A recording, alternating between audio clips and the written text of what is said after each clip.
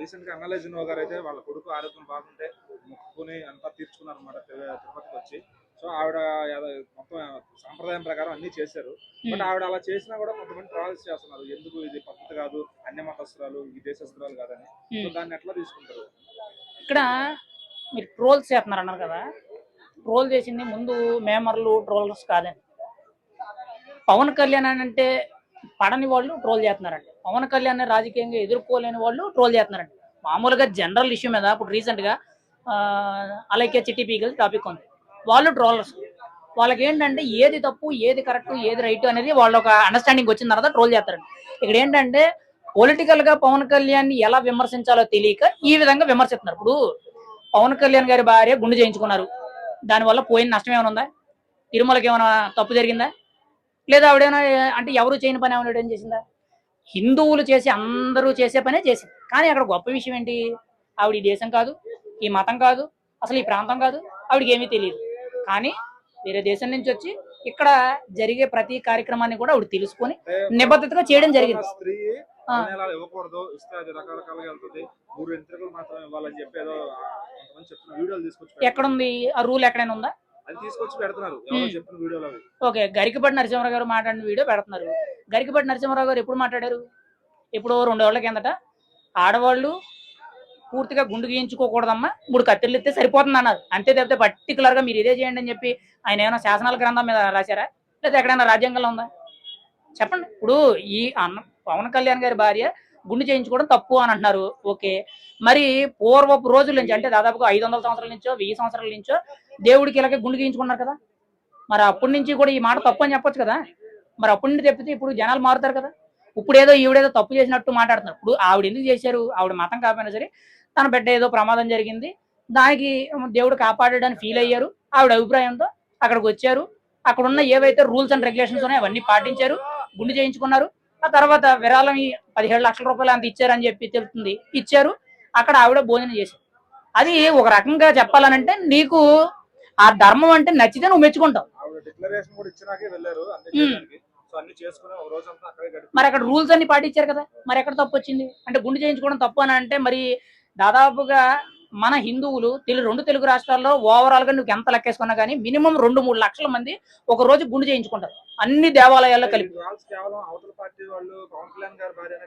అవునండి, ఇప్పుడు పవన్ కళ్యాణ్ ఓపెన్ చెప్తున్నాను, పవన్ కళ్యాణ్ ముక్కు చీదాడు అనుకోండి ట్రోల్ చేస్తారు, పవన్ కళ్యాణ్ ఒంగున్నాడు అనుకోండి ట్రోల్ చేస్తారు. పవన్ కళ్యాణ్ ఏది చేసినా కానీ అది తప్ప రైటా మంచా చెడ్డ అనేది ఉండదు. పవన్ కళ్యాణ్ టార్గెట్ అది.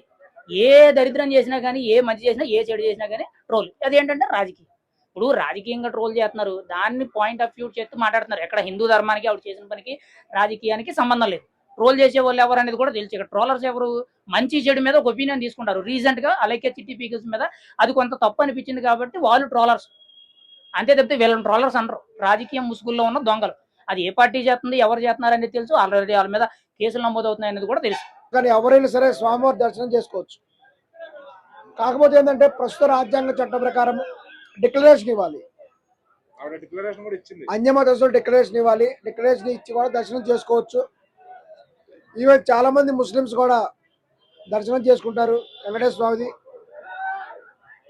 అవన్నీ కూడా చట్టబద్ధంగా చేసింది. ఆమెని ఈ విధంగా ట్రోలింగ్ చేయడం నిజంగా దురదృష్టకరమైన విషయం. కేవలం కూడా కొంత మైలేజ్ కోసం వాళ్ళు ఆ విధంగా కూడా చేస్తున్నారు. నిజం చెప్పాలంటే ఆమె రష్యాకు చెందినటువంటి మహిళ, క్రిస్టియన్ మహిళ అయినప్పటికీ కూడా మొదటి నుంచి కూడా ఎంతో పద్ధతి ప్రకారం పవన్ కళ్యాణ్ ఎప్పుడైతే వివాహం చేసుకుందో అప్పటి నుంచి కూడా హిందూ మతంలోనే ఆమె దాదాపుగా ఉంది. హిందూ మతాచారాలు అటువంటి చక్కగా చీర కట్టుకోవడం, బొట్టు పెట్టుకోవడం, ఈ విధంగా అత్యంత సాంప్రదాయబద్ధంగా ఉంది. ఈవెన్ మన హిందువుల్లోనే కొంతమంది మోహన్ బాబు కూతురు లాంటి వాళ్ళు విచిత్రమైన డ్రెస్సులు వేసుకొని తొడలు కరివేట్టుగా కడ్రాయిలు వేసుకొని తిరుగుతుంటే, ఈమె అలా కాకుండా రష్యా నుంచి వచ్చి కూడా ఎంతో సాంప్రదాయబద్ధంగా కూడా ఆమె చీరలు కట్టుకొని చక్కగా బొట్టు పెట్టుకొని ఉంది. ఇది నిజంగా ఆమెకి హ్యాట్స్ ఆఫ్ చెప్పాలి. ఇటువంటి సందర్భాల్లో కూడా ఆమె సింగపూర్లో ఉన్నప్పుడు వాళ్ళ పిల్లోడికి యాక్సిడెంట్ అయినప్పుడు ఫైర్ యాక్సిడెంట్ ద్వారా తగ్గడం ద్వారా ఆమె వెంకటేశ్వర వారి మొక్కుకోవడం జరిగింది. తద్వారా కూడా ఆమె వచ్చి చక్కగా కూడా సాంప్రదాయబద్ధంగానే డిక్లరేషన్ మీద సైన్ చేసింది, సంతకం పెట్టింది, తలనీలాలు ఇచ్చింది. ఇక తలనీలాలు వెంకటేశ్వర స్వామికి ఇవ్వకూడదు, భర్త ఉన్నటువంటి వాళ్ళు అనేటువంటిది పూర్తిగా కూడా అవాస్తవము. ఈ విషయంలో ఇది గరికపాటి గారు కూడా ఒక వీడియో చేస్తున్నారు. దీన్ని తీవ్రంగా కూడా ఖండిస్తున్నాం. ఖచ్చితంగా కూడా వెంకటేశ్వర స్వామికి తలనీలాలు కూడా ఇవ్వవచ్చు. ఎందుకంటే మన శరీరంలో కొన్ని పార్ట్స్ ఉంటాయి. గోల్డ్ ఒకటి, మన శరీరం మీద ఉన్నటువంటి వెంట్రుకలు, ఇవి మనం చేసేటువంటి పాపాలన్నింటికి కూడా నిదర్శనాలు. ఖచ్చితంగా కూడా వాటిని ఒక స్థాయిలో కూడా కట్ చేసే అవకాశం కూడా ఉంది, చేయాలి కూడా. ఎవరైనా గోల్డ్ కట్ చేయకుండా ఉన్నారనుకోండి, గోల్డ్ పెరిగిపోతాయి, చాలా పొడుగొచ్చి వికారంగా అయిపోతారు, పిశాచల్లాగా అవుతారు. అదేవిధంగా ఖచ్చితంగా కూడా స్వామివారికి కూడా వెంట్రుకలు అనేటువంటి ఇవ్వచ్చు.